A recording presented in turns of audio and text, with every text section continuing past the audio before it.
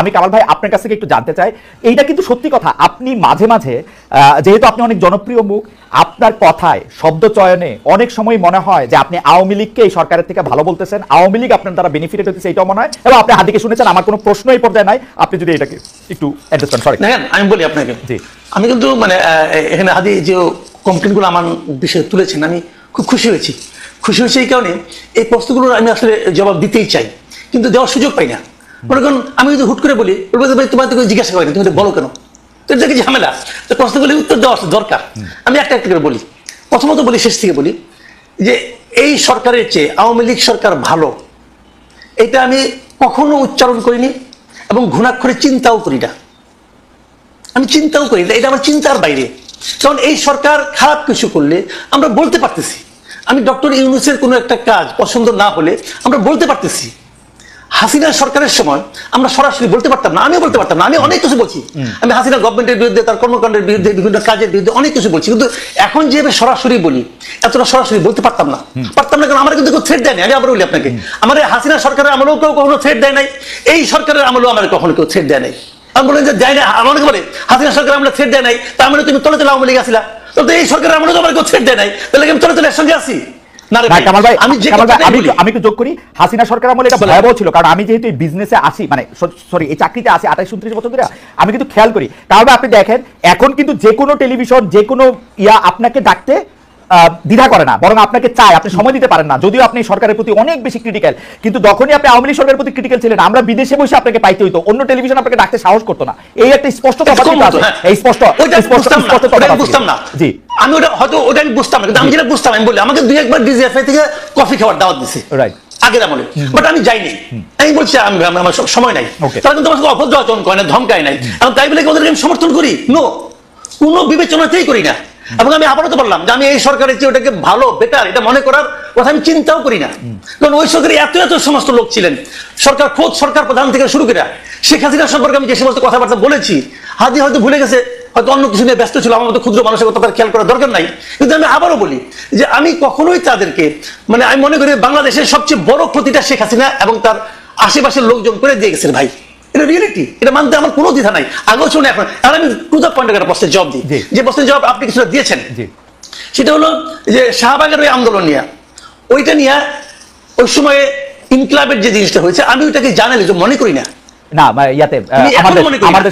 আমি মনে করি আমাদের, সরি ইনকলাব আমার দেশের, ওটাকে আমি জার্নালিজম এখনো মনে করি না। আমি মনে করি অ্যাক্টিভিজম এবং জার্নালিজম দুটো ডিফারেন্ট জিনিস, টোটালি পার্থক্য, মানে আলাদা জিনিস একটা। উনি যেটা করেছেন, মাহমুদুর রহমান সাহেব, উনি আসলে সাংবাদিক না তো ভাই, এটা বলে লাভ নাই। আমার একটা প্রশ্ন আছে, কারণ ভাই আপনি আমার দেশের মাহমুদুর রহমান সাহেবের জার্নালিজমকে জার্নালিজম মনে করলেন না, কিন্তু 10 বছর ধরে আমাদের অন্যান্য পত্রপত্রিকা বা সাংবাদিকরা যা করছে তা কি জার্নালিজম ছিল? তারে কি আপনি আক্রমণ করছেন, নাম ধরে বলছেন? আমি একটা কথা বলি আপনাকে, কয়েকদিন আগে জনকণ্ঠ দখল হয়ে গেল, কয়েকদিন আগের কথা, দখল হয়ে গেল, আবার চলে আসলো, ওরা আবার আপোষ করে ফেললো। জনকণ্ঠ যখন দখল হলো, আমি দখল হওয়াটাকে কিন্তু আমি সমালোচনা করেছি। আমার পাশাপাশি আমি এটাও বলেছি যে শামীমা খান কিভাবে জনকণ্ঠের সম্পাদক হয়েছেন এটা আমি বুঝতে পারি না, কারণ আমি জনকণ্ঠের সাংবাদিকতা করেছি টানা 12 বছর, কিন্তু এবং শামীমা এখানে একদিনের জন্য ওখানে আসেন নাই, কিন্তু হাজবেন্ড মারা যাওয়ার পর উনি সম্পাদক হন কিভাবে? কিন্তু কামাল ভাই, আমি বুঝি না, কামাল ভাই এটা বলতে পারবো না। কামাল ভাই, আতিকুল্লাহ খান মাসুদ কিভাবে সম্পাদক হয়েছে, জনকণ্ঠের সম্পাদক, সেই প্রশ্ন আপনি তুলেন নাই। মাহমুদুর রহমান সাহেবের যে যোগ্যতা আছে, ওটা আমি তুলেছি, আমি বলি আপনাকে, ওটা আমি তুলেছি, কেন তুলবো না? ওইটা আমি বলি, ওটা আমার একটা লেখা আছে ভাই, আমি রিপোর্টার ভয়েস যেটা আছে, সেই ডিআরইউ ম্যাগাজিন বের হয়, ওখানে আমি স্পষ্ট করে লিখেছি যে উনি কিভাবে সম্পাদক হলেন, মালিক হিসেবে সম্পাদক হলেন, সবাই তারা মেনে নিছে, তখন আমি জুনিয়র রিপোর্টার, আমি মেনে নিছি, বলেছি আমি ওখানে, এটা কেন বলবো না? বাংলাদেশে তো সবাই মালিক সম্পাদক, আনার হোসেন মঞ্জু কিভাবে সম্পাদক হলেন ইত্তেফাকের? আচ্ছা, এখানে একটা কথা আছে, কথাটা হলো কেন বলি আপনাকে, শাহাবুদ্দিন সাহেবের আইনটা করার আগ পর্যন্ত তো সম্পাদক হতে কোনো বাধা ছিল না, ওটা তারা আইনগতভাবে পারতো। পরবর্তীতে আইনটা অন্যরকম কঠিন হয়েছে, সেই কঠিনে এখন কি হয়, এখন সাংবাদিক হতে হলে ওনারা একটা বাইপাস করে একটা মানে সার্টিফিকেট ম্যানেজ করে কোন একটা আন্ডারগ্রাউন্ড পত্রিকা থেকে, যে এই পত্রিকা উনি এত বছর ধরে সাংবাদিকতা করতেছেন, অতএব উনি সম্পাদক হতে পারবেন, এটা ম্যানেজ করে নেয় তারা সবাই, এবং আমার ধারণা তারা এইভাবেই সম্পাদক হয়েছেন। আমি যেটা বলছিলাম যে তখন ওই মূল পয়েন্ট আসে, তাহলে আবার পরে আবার জবাব দেওয়ার সময় পাবো না, পরে প্রশ্ন উঠবেও না।